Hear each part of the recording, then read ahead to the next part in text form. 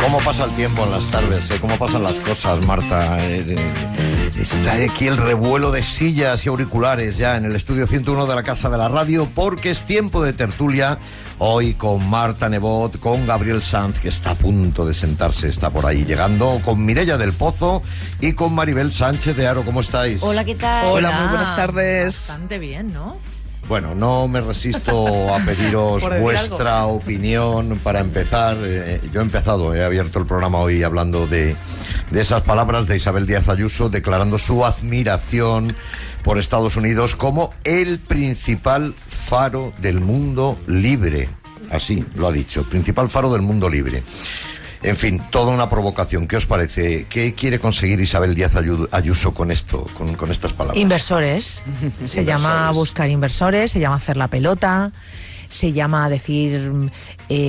bueno, es que no me salen adjetivos finos, me complico, no me quiero complicar, pero más allá de esta declaración, que no hay por dónde agarrarla, porque si Estados Unidos en este momento es el faro de Occidente, entonces estamos perdidos, es que ha llegado a decir que México es un narcoestado. Sí.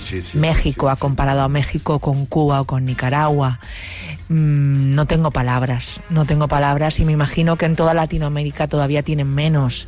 Yo no sé si es que prefiere a los inversores estadounidenses que a los mexicanos. Me parece que hace un pan con unas tortas haciendo sobreactuaciones como esta.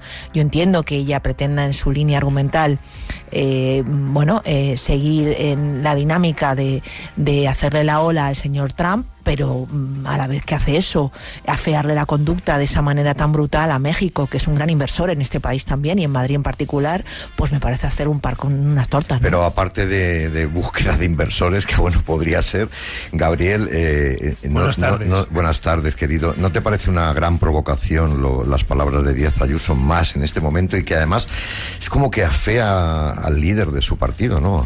A Feijóo, lo deja un poco en mal lugar, ¿no? A ver, Isabel Díaz Ayuso no da puntadas sin hilo y sabe perfectamente, tiene control del momento político, sabe modular perfectamente sus movimientos, más allá de lo que nos pueda parecer el hecho concreto, el fondo de la cuestión de condecorar a Trump, un personaje que está haciendo lo que está haciendo en Minneapolis y en todos Estados Unidos, y que está llevando a familias enteras a la desesperación, con esos niños chiquitines y tal, en fin. Más allá de eso, aquí hay una historia de quién marca la agenda. En política, quién marca la agenda es fundamental. Y si algo vimos en las elecciones de Aragón de esta semana y en las extremeñas, es que aunque hay desgaste enorme del gobierno, enorme, y del PSOE, no está tan claro exactamente quién es la primogenitura de, digamos, la alternativa. El PP ha ganado, evidentemente, pero el PP no gana con suficiente contundencia como para que desde Vox, por un lado, y desde perfiles como el de Isabel Díaz Ayuso, no le intenten marcar la agenda. Y eso es algo que un dirigente político que aspira a la Moncloa y a sustituir a Pedro Sánchez no se puede permitir. O sea, Mireia, ¿quiere ser más Vox que Vox, Isabel Díaz Ayuso, o qué? Mira, considero una vergüenza lo que ha hecho, y precisamente en nombre de la democracia y de la verdad. Es que lo que está haciendo es dar una muy mala información. Está desinformando a la ciudadanía, personas pues que no tengan la información que tenemos otros. Es muy grave que ponga en estos momentos como referente de la libertad y de la democracia a este país que está vulnerando precisamente los derechos humanos. Justamente es Europa quien siempre ha sido, es, y como esto siga de esta manera, seguirá siendo el referente de la libertad y de la democracia. Hacer esto más allá de a nivel publicitario o hasta, me atrevo a decir, marketingiano, porque es una campaña inmensa. Por otra parte, me hace pensar también lo mal que debe estar a nivel de alianzas europeas ella. Ya no hablo del partido, para nada, sino ella, su figura, porque para que vaya y haga este peloteo tan grande a esta persona, a este tipo de gobierno, mal vamos aquí, señora Ayuso. En fin, bueno, gracias por vuestra opinión. Vamos a hablar de otra cosita. Vamos a dejar la ciencia ficción de Ayuso y vamos a hablar de ciencia de verdad.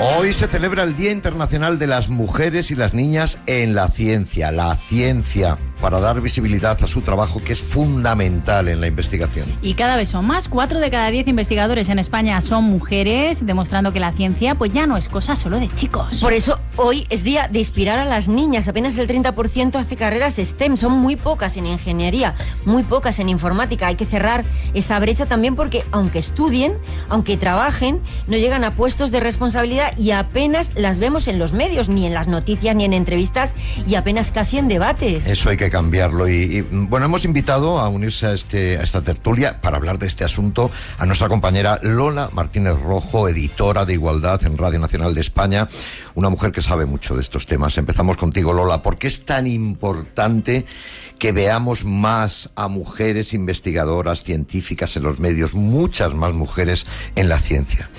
Buenas tardes, lo primero, David y Marta, muchas gracias porque me encanta estar aquí en las tardes con vosotras. Qué bien.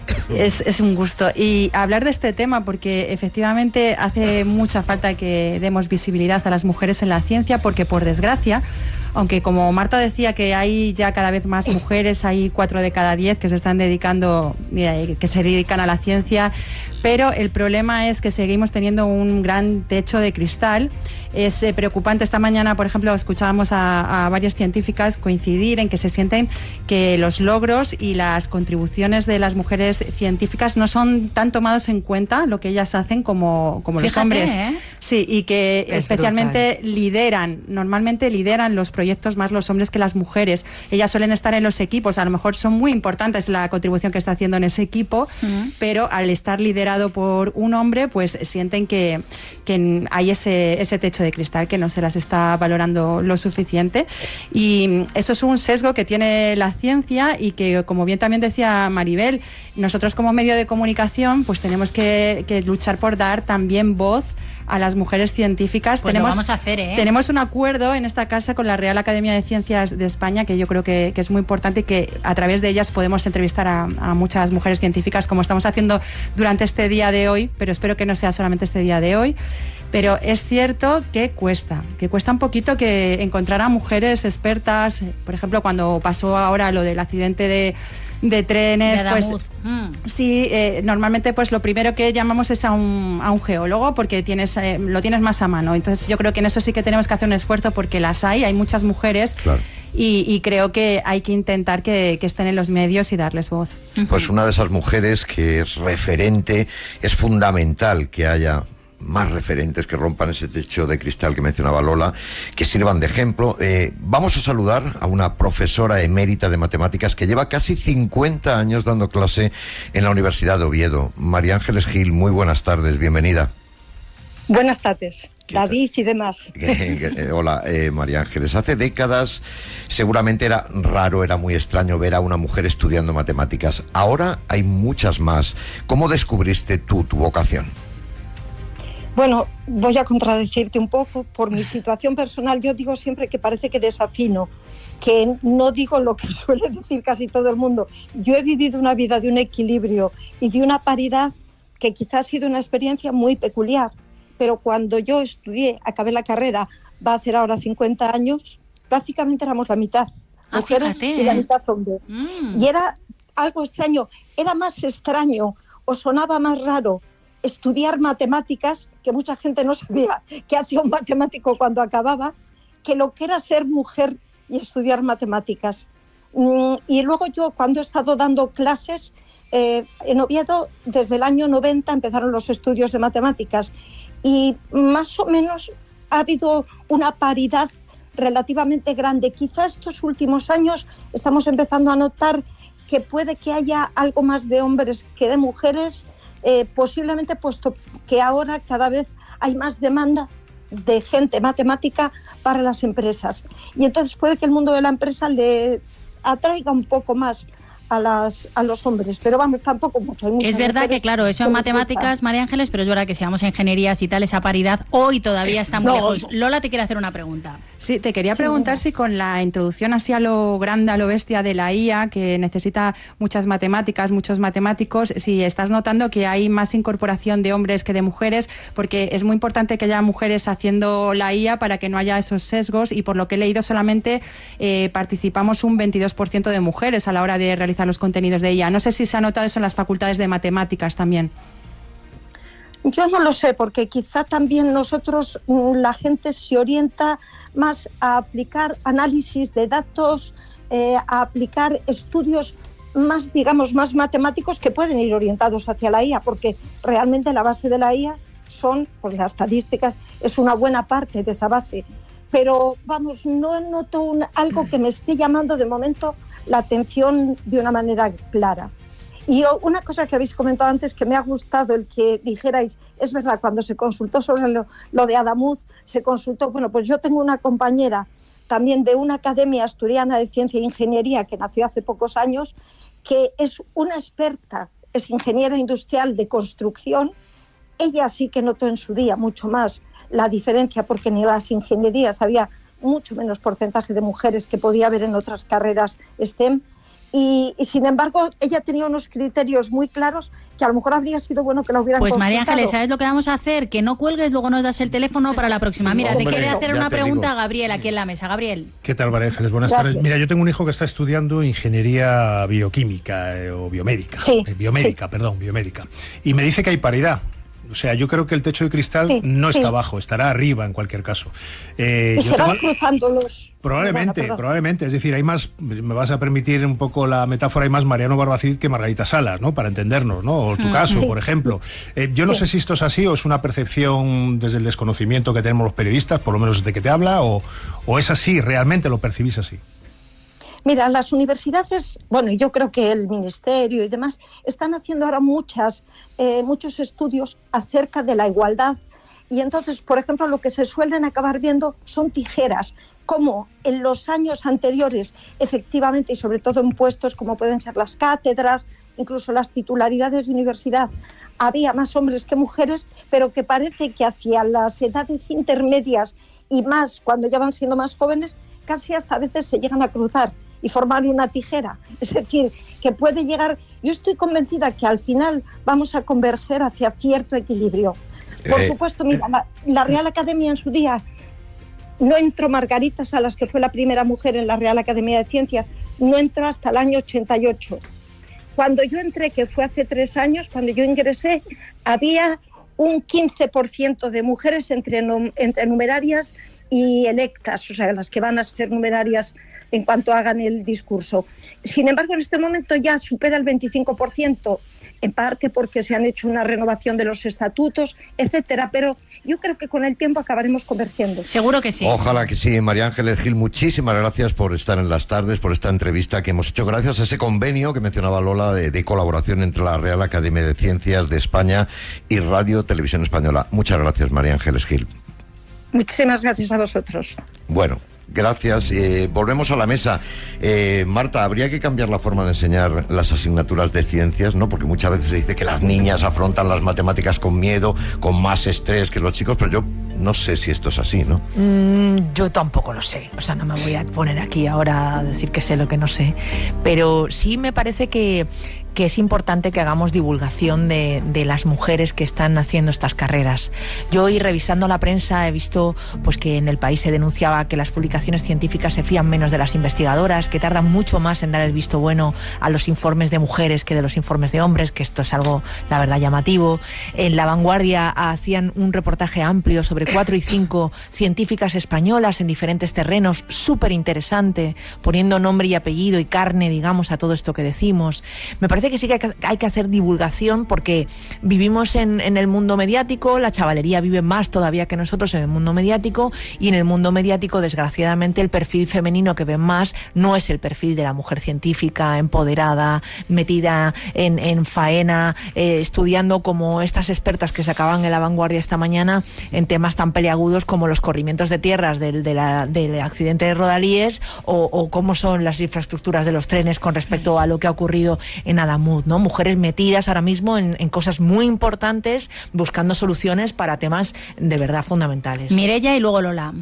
Pues efectivamente, y por desgracia, la brecha está, hemos de acabar con ella, no nos queda otra, los propios datos lo indican, un 4-10, un 30%, y hemos de ir a realmente la solución, ¿a dónde viene? Entonces, nosotros lo que hicimos fue hacer un estudio con estudiantes universitarios de una carrera de nueva creación en la UPF, en la Universidad Pompeu Fabra, y cogimos, era una carrera de nueva creación, todo en el ámbito científico.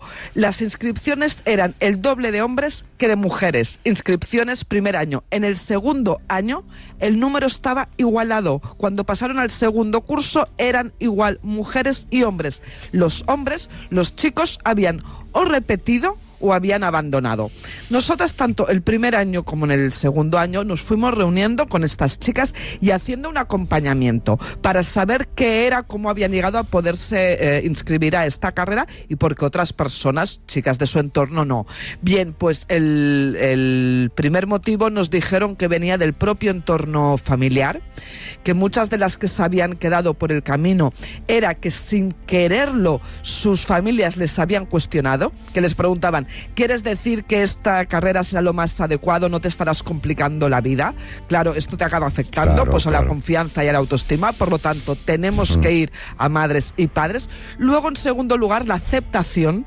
Muy importante en estas edades, el entorno social, el entorno del grupo, ¿de acuerdo? Pues que en las clases las acababan pues llamando apelativos masculinos, frikis y etcétera. Y en tercer lugar, y muy importante, y aquí voy con Lola precisamente lo que nos decía del poder de los medios de comunicación, en tercer lugar lo que nos salió eran los estereotipos que se estaban dando desde las redes sociales y los youtubers. Lola Martínez Rojo tiene la palabra para cerrar este tema. Una cosa muy pequeña, estaba comentando David lo de la educación, y por lo visto en los libros de ciencias de la ESO las mujeres en ciencias son casi invisibles. Por lo visto Correcto. Solamente aparecen un 7,5% de mujeres en estos libros. Yo creo que esto ya lo dice todo, es fundamental. Sí. O cambiamos esto porque hay muchísimas mujeres importantes en la ciencia, o va a seguir siendo algo que para las niñas es algo que no tienen referentes y que no encuentran otras mujeres que hayan abierto camino. Y creo que esto es muy importante, que en los libros de texto se apueste por poner muchas mujeres. Y en los medios también, lo vamos a hacer, ¿eh? Hay que hacer justicia a las mujeres científicas, tanto como en la historia, como en tantos otros campos siempre olvidadas.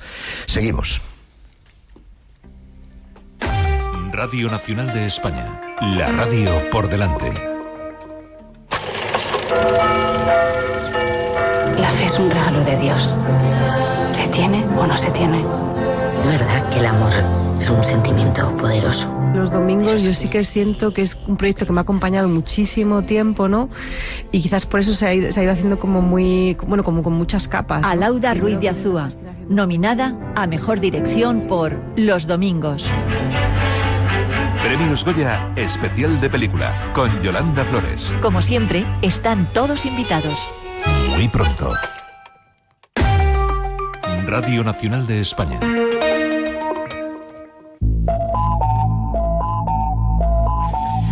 Seguimos en las tardes con una buenísima noticia. Adiós, por fin, a las llamadas spam no solicitadas de las compañías eléctricas. Esas que no te dejan dormir la siesta o te pillan siempre en el peor momento. Sí, además protege a los usuarios de prácticas abusivas, y va a haber más claridad también en la factura, Maribel. Sí, las reclamaciones, las quejas deberán responderse en un plazo máximo de 15 días. También aumenta la protección de hogares con bono social térmico para que no se les corte la luz por impago, y menos aquellos hogares con consumidores electrodependientes, o sea, que están enganchados a una máquina. Bueno, ¿qué os parece, Marta? Bueno, Marta, tema? ¿Cómo veis estos cambios? ¿Vamos en la buena dirección? Hombre, yo creo que vamos en la buena dirección. Yo creo que además esta legislación trae muchas más cosas. A mí lo de las llamadas me parece grave, pero me parecía más grave la falta de protección que tenían los vulnerables, me parecía más grave la limitación que tenía la gente que tiene placas y que es capaz de meter energía en el sistema, que vendían a un precio y compraban a otro, y esto también con este reglamento se va a variar. Quiero decir, es un tema amplio en el que tiene muchas aristas y que todas me parecen importantes y fundamentales en este momento. Bueno, ¿quién no ha recibido una llamada de spam? Gabriel, yo creo que todos, pero es verdad que a mí me parece muy importante el tema de la vulnerabilidad, el bono social, y sobre todo, ¿sabes qué? La claridad en la factura, que cambias de compañía y que te digan lo que pagabas y lo que vas a pagar ahora. No hay quien las entienda. Es que si no nos enteramos, Gabriel. Bueno, dice Marta, ¿quién ha recibido una llamada y quién no ha recibido 5? Y 5 al mismo tiempo. Exacto. A ver, yo creo que esto es una práctica absolutamente abusiva por parte de las eléctricas y de compañías operadoras telefónicas y de otras muchas cosas, ¿no? Y creo que este spam telefónico había que acabar con él. Lo de la vulnerabilidad está bien, pero creo que tiene que ser el Estado el que se haga cargo de esa vulnerabilidad. Es decir, hablando del tema de gas, luz, agua, todo lo que son los insumos de una familia vulnerable, un Estado que se precie de serlo, lo mismo que tiene gastos en dependencia, que tiene gastos en sanidad, que tiene gastos en educación, tiene que pagar y no hacer recaer sobre el dueño del piso en concreto el tema de los alquileres. Pero estamos hablando de las eléctricas en esta ocasión, y los bonos sociales me parece que están más que justificados. Hombre, que las eléctricas tienen ventajas en muchos sentidos y que vale la pena que se proteja. Mira, una de las medidas que me ha llamado la atención, porque me parece que es sintomática de cómo están las cosas con respecto a esos vulnerables, es que para renunciar al bono social va a haber que hacerlo por escrito, para que las eléctricas no puedan decir, ay, es que ese señor renunció. ¿Y dónde lo pone? ¿Dónde lo ha dicho? Pues por escrito. ¿Cómo estará la cosa? Que necesitamos que haya un reglamento que dice que se tiene que renunciar a ese bono por escrito. Y luego hay canonjías de las que no solemos hablar. Por ejemplo, aquel famoso bono social que por ser familia numerosa, sin tener en cuenta la renta, te tocaba. Eso también es un privilegio que a otra mucha gente, con vulnerabilidad, con un hijo o con dos o con ninguno, Gabriel, no le llega. Yo en la defensa de las familias numerosas, independientemente de la renta, voy a estar contigo a muerte. Hombre. O sea, yo creo que es una cuestión de renta. Si tú quieres tener 14 hijos pero estás forrado, pues oye, págatelo. Estamos todos. Oye, vamos a la calle un momentito con Tony Cano, que seguro que se ha encontrado con gente aliviada por la prohibición de las malditas llamadas spam. Tony, ¿te has encontrado gente aliviada, gente que lee atentamente el recibo de la luz, gente que no tiene ni idea? No, pues me he encontrado gente que respira más tranquila sabiendo que ya no van a tener ese problema. Yo lo he vivido en mis propias carnes, incluso llamarte supuestamente de la compañía del gas y acabas cambiando la luz. Y dices, ¿qué ha pasado aquí? En esa misma llamada dices, pero ¿cómo manda la vuelta la tortilla de esta manera? Yo estaba con esto, pero bueno, aquí tenemos, hola, muy buenas, ¿qué tal? Hola, ¿qué tal? ¿Alguna vez has sufrido una de esas llamadas spam para cambiar de compañía, mejorar la tarifa? Sí, llamadas, visitas, de todo. ¿Visitas también? Wow. Claro, sí. Bueno, a partir de las 8 de la tarde siempre, claro. A partir de las 8 de la tarde. ¿Se ha acabado eso? ¿Ya no van a poder llamarte de esa manera y hacer... ¿Has sufrido alguna vez algún cambio que dices, ostras, pues es que no quería hacer este cambio, al final lo he hecho sin no sé por qué? ¿Me han liado? No, ya los conozco. Les suelo sacar al perro a los que vienen de visita y ya está. Eso les funciona bastante bien. ¿Y por teléfono cómo te los quitas de encima? Les cuelgo. Cuelgas directamente, sí, ya no das explicaciones. Sí, antes era más... Bueno, lo siento, no me interesa y tal, pero ya llega un momento que les cuelgo directamente y ya está. ¿Podemos respirar más tranquilos? Esperemos que se haga también en otros sectores esto. Esperemos que se haga, sí, porque bueno, a veces sale la ley y luego... Porque tú ya se hace, pero ¿coges algún teléfono que no conozcas? Sí, los cojo todos, sí. ¿Tú los coges todos? Sí, los cojo todos. Y luego ya si ves, cuelgas. ¿Qué valor tiene este hombre? Eso está bien. No los cojo, claro. Yo no sé si me estoy perdiendo una llamada, yo que sé, de Hollywood. A lo mejor Almodóvar me está buscando y no le cojo el teléfono. Pues aquí lo cogemos, Tony, aquí lo cogemos. Que te busque, que nosotros le pasamos tu teléfono, no te preocupes. Oye, Mireia, danos tu opinión sobre esto, que luego vamos a hablar de un temita que también es muy interesante. Sí, pues precisamente creo que debemos estar todas y todos muy contentos porque esto está abriendo un camino en muchas otras áreas. El spam telefónico en las eléctricas, esto ya es, bueno, un paso más, porque se trata tanto de una prohibición explícita como total. Las sanciones son severas y tenemos que saber, como decía Gabriel, no el tema de la facturación. Bueno, pues que las personas cuando reciban, que aún a día de hoy no lo entiendan, porque tiene que estar ya todo muy bien especificado, pues pueden dirigirse a la Comisión Nacional de Mercados y de la Competencia. Se les escribe por correo y ya está. Ahora, cuidado también a tener en cuenta. La prohibición está y hay sanciones, pero ya sabemos cómo es el país, que se inventan maneras, ¿de acuerdo? Entonces, ¿cómo debemos actuar si seguimos recibiendo llamadas? Aparte de, punto número 1, bloquear el teléfono. A nivel técnico todos podemos bloquear el smartphone, pero más allá, en primer lugar, denunciarlo ante la sede electrónica de la Agencia Española de Protección de Datos. Es muy fácil de denunciar, es hacer un correo. En segundo lugar, muy importante y que a menudo no tenemos en cuenta, aplicarlo para esto y para todo, la lista Robinson. Ahí te lo iba a decir. Yo lo hago. Ahí, yo estoy ahí, yo estoy ahí. Pero vamos, se la saltan también, ¿eh? También, pues, pero os debéis asegurar que estáis inscritos de forma gratuita, ¿eh? Y ellos están obligados a todo el tema de las preferencias y de la publicidad. Por lo tanto, si estáis ahí y ellos no lo cumplen, todavía con más motivo podéis pasar al punto 3, que es dirigiros a la unidad de mediación de autocontrol. Vamos a pasar a otro punto, Mireia. Muy bien. Discúlpame, mira, ya verás, te va a gustar. ¿Pero esto qué es? ¿Pero esto qué es? ¿Bad Bunny otra vez? ¿Qué está pasando, David? Vamos a hablar, vamos a ese lugar, a ese país que es el faro de la libertad y la democracia, con ese hombre que es el adalid de los derechos humanos y que, por cierto, está aprendiendo a hablar español. Donald Trump se ha apuntado a un cursillo por el inesperado efecto Bad Bunny en la Super Bowl. Más gente, más y más quieren aprender a hablar español en Estados Unidos para que los persiga el ICE. Bueno, eso lo voy a corroborar yo con Maribel, que tiene todos los datos. Que tenemos los datos, tenemos Duolingo y ahora mismo pues está apuntando todo el mundo a aprender español. Hay que decir que eso ha pasado el mismo día de la Super Bowl. En días posteriores ya os sabéis que Trump dijo que no se entendía nada Bad Bunny y ahora pues los americanos quieren entender, hablar y hasta cantar. Hombre, claro. Prácticamente. Yo no entiendo a Bad Bunny. Abel, Gabriel, está Donald Trump muy contento con esta noticia, ¿no? ¿Os parece que...? Está preocupado, está preocupado. Mira, hace 6 años Jennifer López protagonizó la Super Bowl. Jennifer López es el típico producto latino, puertorriqueña, como Bad Bunny, pero con absolutamente Shakira, absorbida, sí, absolutamente absorbida en inglés, Marta, en inglés, por la mercadotecnia del Hollywood y la industria musical más anglosajona. Claro, Bad Bunny es una contestación a todos esos 6 años después. Paradójicamente, en un momento en el que lo WASP, que son las siglas de blanco, anglosajón y protestante en inglés, debería estar triunfando después de todas las actividades heroicas del ICE, como decís. Sí. Y no está siendo así. ¿Por qué? Porque en la vida y en la política y en los países, por muy primera potencia que te creas, no se puede poner puertas a la... O sea, no se pueden poner puertas al campo.